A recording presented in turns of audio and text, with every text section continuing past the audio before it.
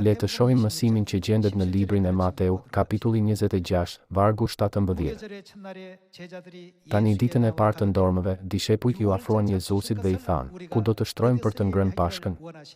Dhe ai u përgjigj: "Shkoni në qytet të filani dhe i thoni: Mësuesi thot, koha ime është afër, do të bëj Pashkën në shtëpinë tënde bashkë me dishepujt e mi." Atëherë dishepujt bën ashtu si i kishte urdhëruar Jezusi dhe përgatitën Pashkën. Vargu 26. Dhe ndërsa po hanin, Jezusi mori bukën, e bekoi, e theu dhe ua dha dishepujve dhe tha: "Merrni, hani, ky është." Çfarë është kjo? Buka e Pashkës është trupi im. Me fjalë të tjera, ky është mishi im. Vargu 27. Pastaj mori kupën. Brenda kupës është vera e Pashkës. Dhe falenderoi dhe ua dha atyre duke thënë: "Pini prej tij të gjithë, sepse ky është gjaku im, gjaku i beslidhjes së re, i cili është derdhur për shumë për faljen e mëkateve."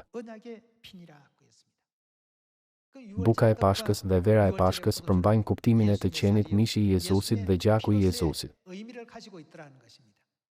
Jezusi tha: "Kush ha mishin tim dhe pi gjakun tim, ka jetë të përjetshme." Kjo do të thotë që ata që han bukën e Pashkës dhe pin verën e Pashkës janë ata që han mishin dhe pin gjakun e Jezusit. Meqense Jezusi premtoi se ata që han mishin e tij dhe pin gjakun e tij do të marrin jetë të përjetshme, kushto që ha bukën e Pashkës dhe pi verën e Pashkës mund të marrë lejen e lirë për në pemën e jetës nga Perëndia.